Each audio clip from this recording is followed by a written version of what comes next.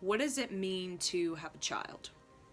Yogi Bhajan has said that 80% of the populace should not be having children, and that only 20% of the populace is a parent. What does it mean to be a parent? Okay. Right now, we know that our population is, or has been, increasing rapidly. And we also know that the buildup of children in foster care and adoption agency is also very high.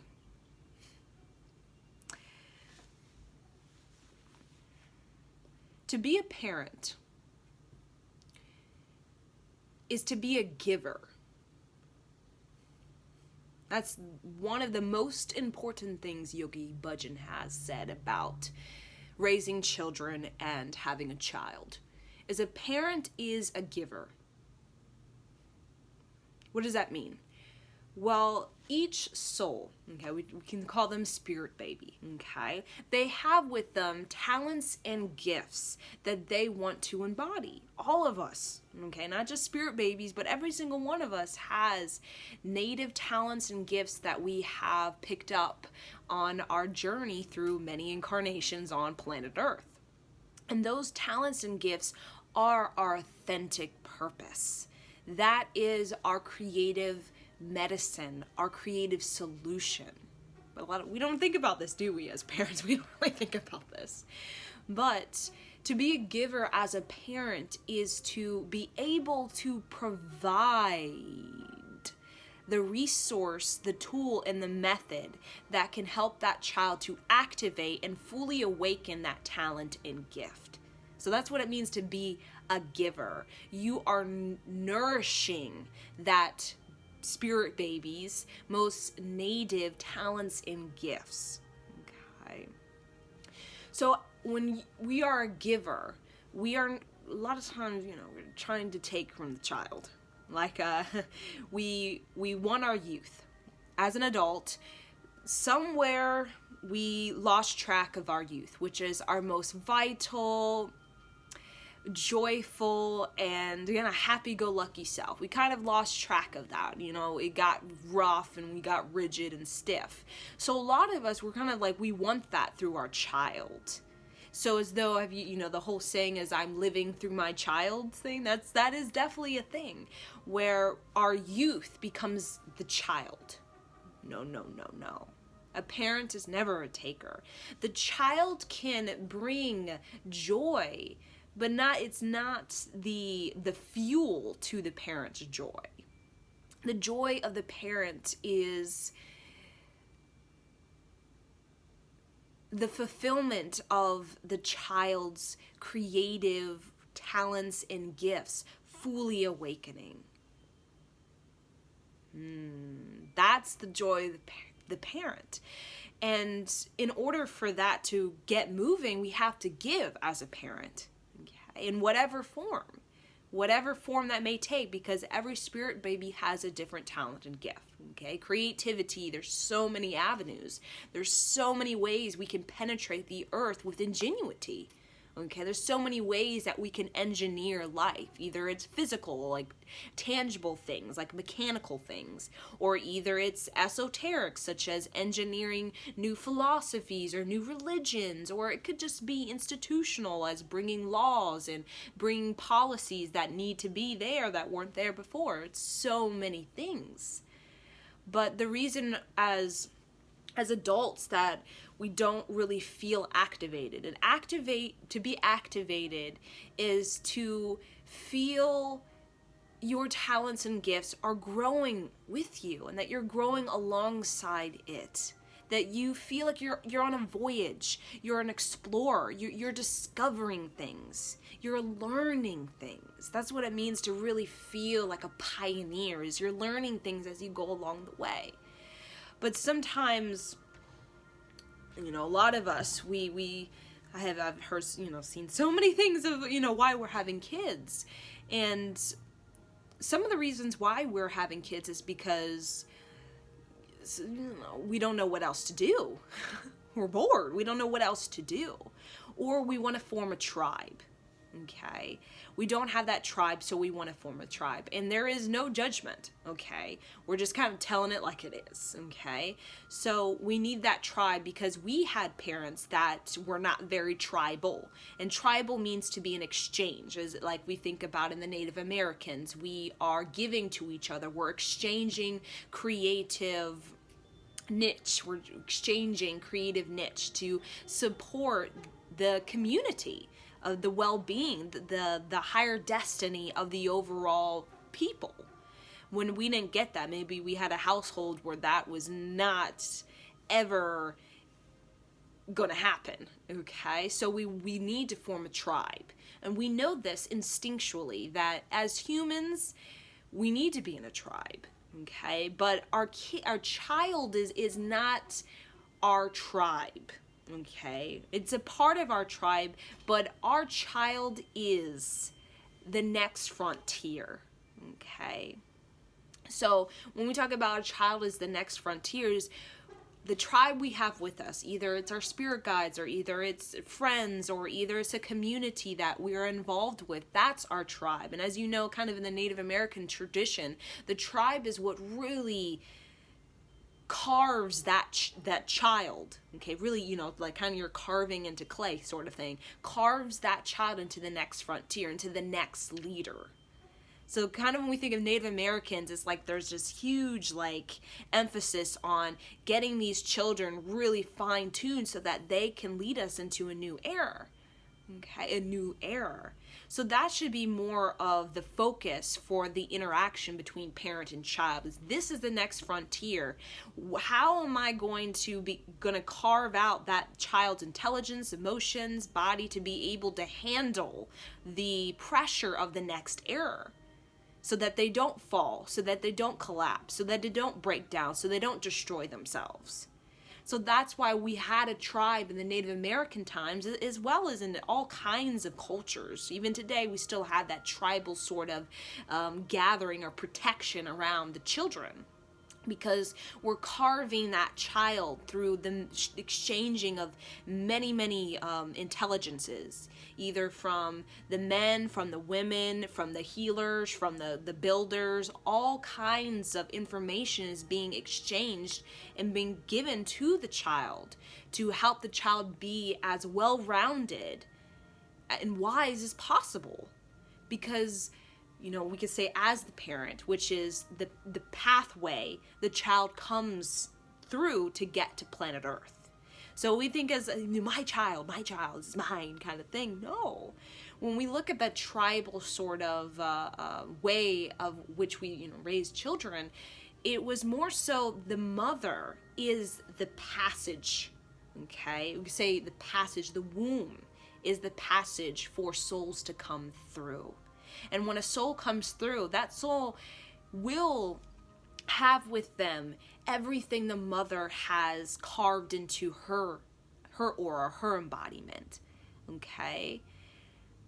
But overall, that soul comes in with its own destiny, with its own talent and gift that is authentic to its soul, we could say. Okay? But a lot of us, we don't really think about that, do we? We think about legacy, okay? We think of legacy. But when we talk about higher destiny, when we talk about the next frontier, you know, being a leader of the new era, the new age, we talk about legacies, they can be different. Legacy can be you kind of just you hand me down. You're handing down the same raggedy sweater that's been with you since grandma in 1800. That's not the next frontier. That may be a legacy, but it's not very activated. It's dusty. Dusty things are kind of stale things. It's things that kind of, you know, they need to go. Okay? They need to go. So when we think of legacy, it's like I want my child to follow in the footsteps of myself. Okay? And even in the tribal times, yes, we very much would mold our child to be a leader, but it's not so much following in my own footsteps as in like, you know, my career or my mindset or my belief. It's more so following in the footsteps of my most reverent and dignified self. Okay, because some people, they have a legacy of this career and this sort of mindset, this sort of belief that, that they give to the child, but it actually isn't productive. It's out of date. It's like that belief, that mindset is like, whoa, it's old. And what happens is these children, they fall. They can't make it into the next frontier. Okay, they fall short to the whole old, out-of-date belief system that slows them down. Okay, that slows them down. Okay, so that's what I'm saying about legacy. It's not a hand-me-down shirt from grandma in the 1800s. Okay, now when we talk about the next frontier as in kind of like this tribal time, almost like we talk about even shaman, passing down the teachings of the shaman from many, many, many generations.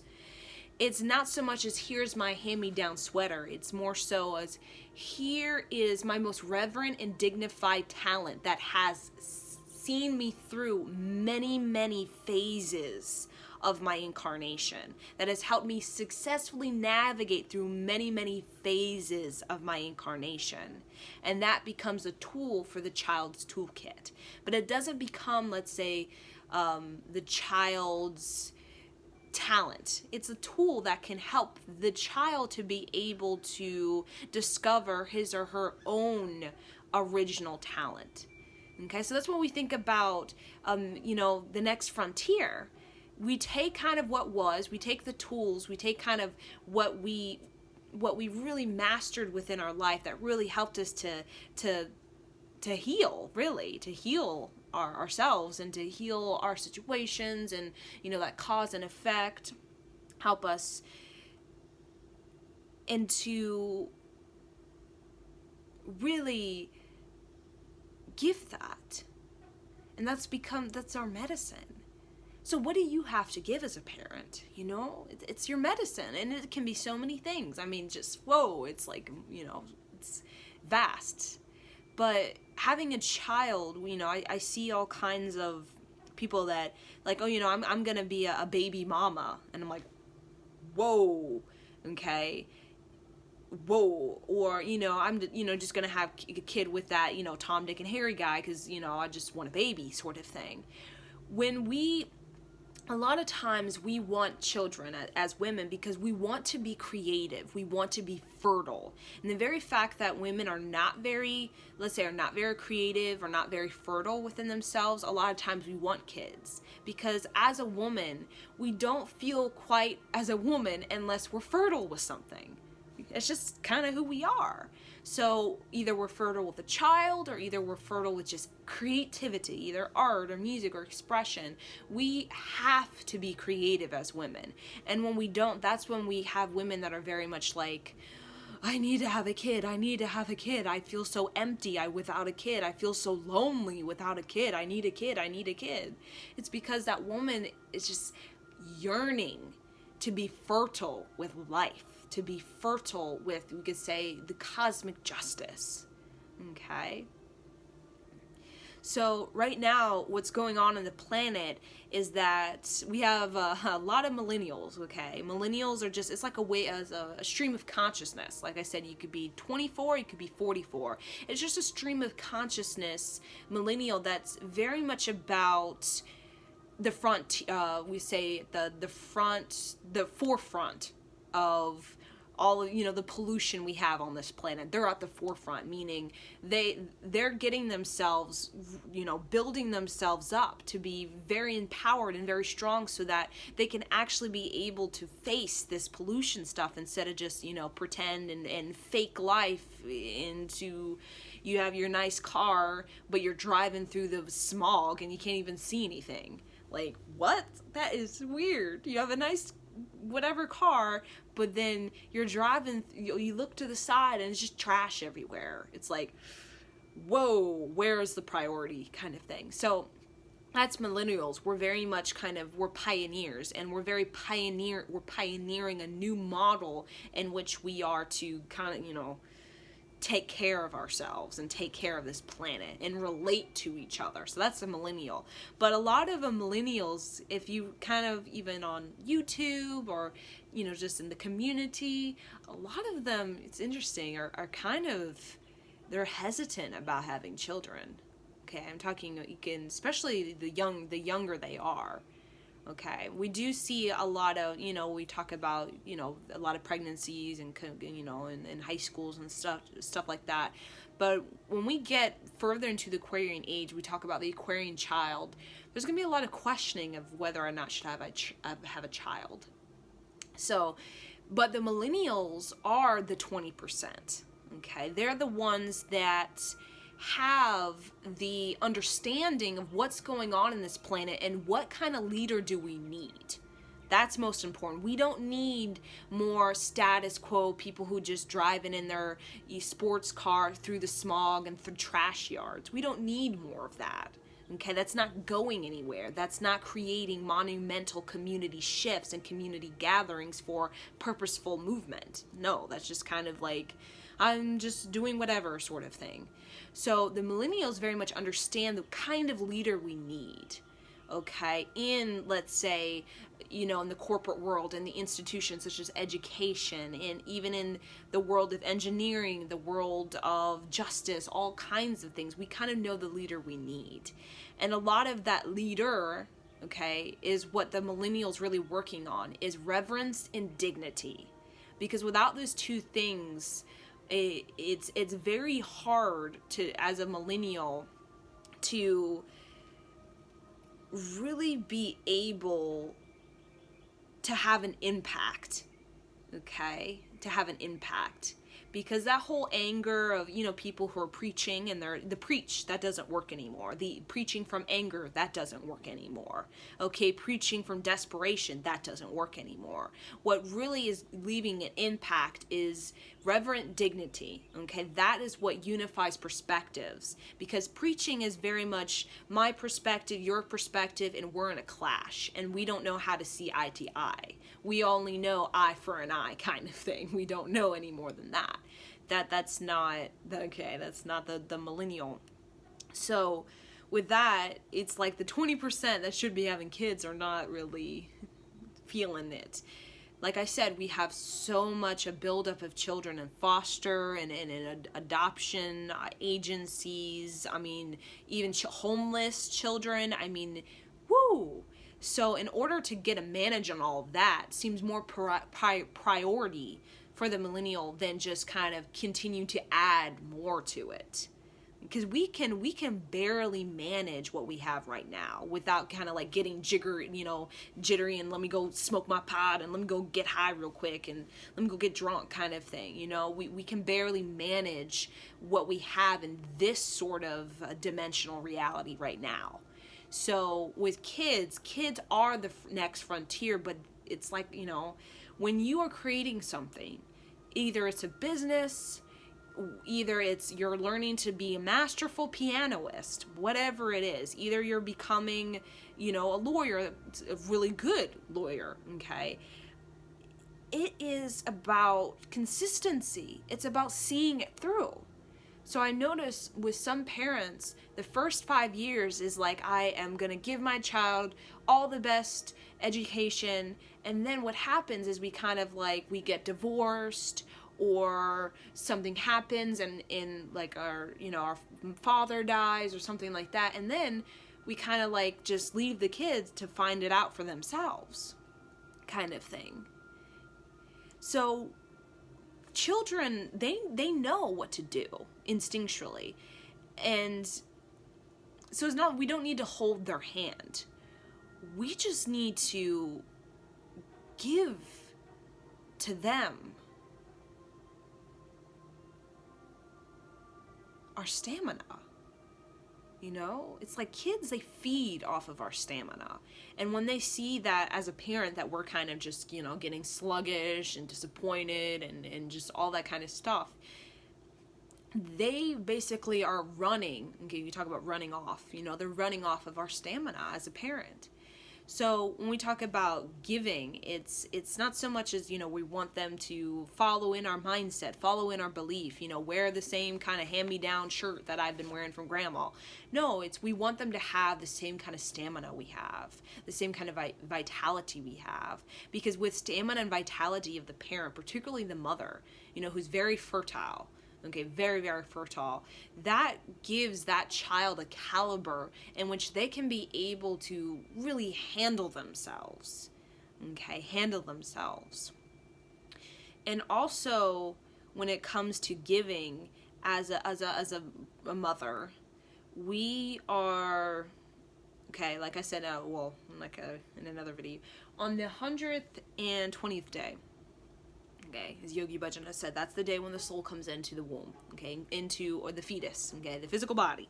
The soul, it comes through into the womb. We could say, as Edgar Casey said, it comes from the soft spot in the head, and then it comes into the nervous system directly, and then it gets into the fetus, okay?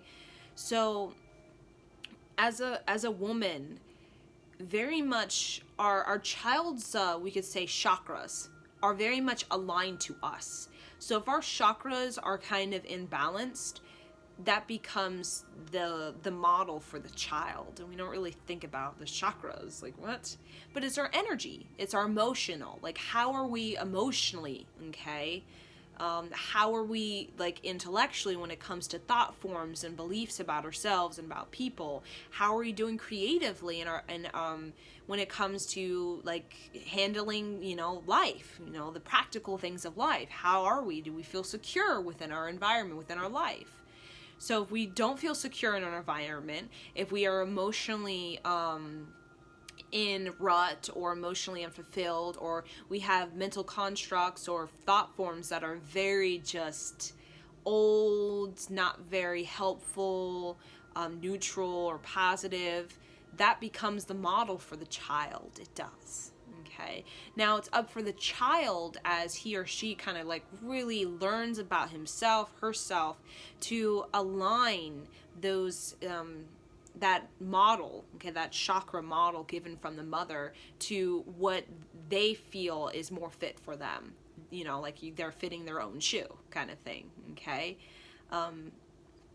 But that comes naturally, because all souls, we know the mother is just a passage. We're not meant to, be just like the mother, okay? It's a passageway. But when we talk about the gifts, so we all store gifts within our chakras, within our emotional body, within our creative navel point, within, even our nervous system, our nadis, our sciatic nerves, even within the wisdom within our, you could say our pineal gland, pituitary gland, that frontal lobe, that visionary essence. So as a woman, the more fertile we have these parts of ourselves, okay, fertile as we're very activated, very empowered within ourselves. And there's so many ways you can do that. There's just one pathway, so many avenues, but it's sort of what what is it called? Oh God. It's mystic, as in it's esoteric, meaning it's hidden. Okay, so a lot of these ways of really making us fertile as women, you're not going to find it on TV. It's esoteric, meaning it's underneath, it's hidden. And it's always been like that from the beginning of time, really. It's been disclosed. You have to be initiated into that. Meaning you're initiated through whatever you are doing, reverently and dignified for yourself. That opens the door to those underlining teachings and practices that really kind of activate you in such a way where when the child passes through your body, okay, we don't really think about this as a parent at all, it's just kind of like, it's just a baby, it doesn't mean much, just let it sit in your belly and then just like pop it out through a C-section kind of thing. I don't need to exercise while I'm pregnant. I'm just gonna like let my hips just get tight and C-section. No. The passage, they're passing through our waters, they're passing through our blood, they're passing through our nervous system, they're passing through our endocrine system. Okay, so they're flowing through all of these aspects of ourselves, even our thought forms. They're traveling through our thought forms, the belief about ourselves. They're traveling through our emotional grief, our emotional fulfillment, traveling through our sexual energy, our expression, our impact, our creativity, sensuality, these kinds of things. They're traveling through all of these streams of energy to get to that fetus. And what they do is they really pick up on all of that. They really absorb it. They absorb it. It becomes nutrients to them. So we have to kind of think about a child as what kind of nutrients are we giving to it? Okay, nutrients. What kind of nutrients is the fetus absorbing from our body, from our thoughts, from our our emotions, from our navel, our bravery, these kinds of things. So when we feel very fertile, very activated within these chakras and these many aspects of ourself, basically a mother becomes, or mother can become, the dharmic path for the child. So a lot of us, karmic path for a child is, we know Yogi Bhajan has said that the parent living with the family is basically the karmic justice playing out. So, living with the mom and the grandparents and all that kind of dilemma playing out is the karmic justice coming into balance. Okay, it's playing out, you can call it cause and effect until it comes to a closure. So for a parent, though, particularly for a mother and her what she decides for even her partner, even like her tribe, like a community around her, she can really create the dharmic path for the child. Okay, when we think of dharmic path, it means we have elevated beyond this whole cause and effect. I don't know what I'm doing. I'm just running around, just like fighting with everybody, and I don't even know why I'm fighting. I'm just angry and just like pissed off and unresponsible and that kind of thing. No, that's very just cause and effect. You just kind of play that out.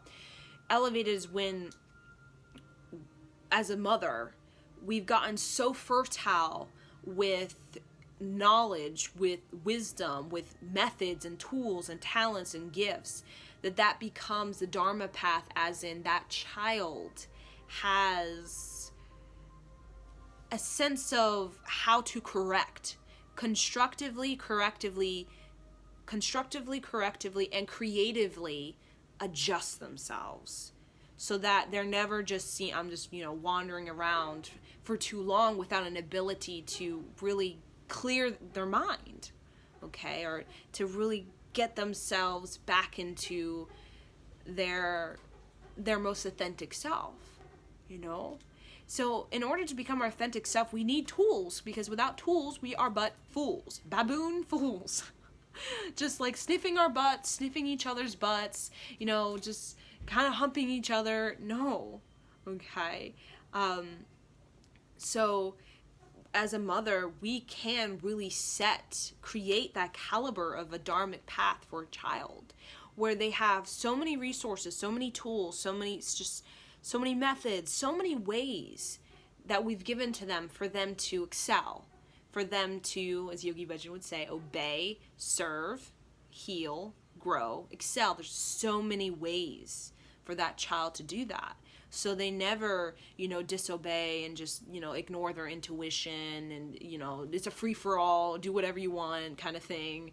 No, we talk about serve. They never get so self-important, so selfish that, they're no integrity, okay, or heal. They have the ability to resolve things, to discuss, to share, to care, include. And they have to grow. They know that they're here to grow. They know they're going to have challenges, and they know they're going to have a lot of stamina, okay, and excel. That through the stamina, if they really see it all the way through, they can get across the Atlantic Sea. If they turn back, they'll never know what was on the other side. You know what I'm saying? If I really stuck it, if I really sailed and I'm running out of food, I'm in my sailboat and it's been months, I don't know. Should I turn back? No, I'm going to see it all the way through because my instinct, my heart, I obey it because it tells me I need to go, my intuition. So I go. That's kind of, we talk about the Dharmic path. So I just wanted to share this with you guys because, as we know, the game is changing when it comes to children, and a lot of us millennials are kind of just like thinking, no, we're seeing a lot of these children and they're just running around like they have no idea, no sense of leadership going on, just very, very destructive behavior, restless kind of. They have no tools. It's just fools running around kind of thing, trying to fill in voids. So in my sort of, having taking care of a child is an ability to give your wholeness, not your fragmented, I don't love myself, I settled for this Tom, Dick, and Harry guy who doesn't really treat me the way I want to be treated, I don't really feel creative, I don't really feel like, very, very vital, and I don't feel that movement of life. That's nothing to give, So the wholeness is when you carved out, you and your tribe, you, not your child and you and your tribe. Now your tribe can be your child in the way that you are, working together kind of thing, but it's right now when we talk about millennials, it's more so of you and your tribe are really like kind of working on yourselves, carving out all those things, get yourself very whole, so that when you do have a child, you are coming from a place of wholeness. You're giving to your child your complete essence, your complete stamina, rather than just a moment of, I really can't manage this kind of thing. It looked pretty, but now I don't really feel like I have the spiritual understanding of how to actually get this child into the leadership they need to meet the next frontier, the new era, or the new age. Okay? So that's pretty much the main topic of what I wanted to say. So we don't want our child to be us. We're you're born in the 70s or 90s. We want our child to be the next frontier. We want them to be ahead of us. But in order for them to be ahead of us, to be kind of in the future, we say, like kind of 9 seconds ahead sort of thing, but yet fully grounded, is ourselves and the wholeness. Because whenever we're whole, we're movement, we're movement. But when we talk about slow, it's because we have so much fear, so much doubt, and all of it doesn't have a tool. It doesn't know how to work itself out. And when we don't know how to work itself out, we kind of get foolish, and we kind of get very slow, okay? But the cosmos is so fast. Life, it's like, whoa, it's like that fast. It's getting even faster. So that's why it's absolutely important that it's tools. It's tools that we must give these children, of the mind, of the body, of the spirit, of the emotions, so that they never feel like they're a fool for too long. Because we never want a person to be foolish for too long. Decades of being foolish, of being basically like what we call childish. Being a child with no ability to actually kind of mature. They don't know how to mature. They don't know how to grow. They're kind of stuck in that childlike fear of actually maturing into a leader. The child isn't a leader. The child is the visionary. The adult is the leader. But when the child and the leader are disconnected, there is no vision. And therefore it's kind of leadership without impact, without clarity, without decision.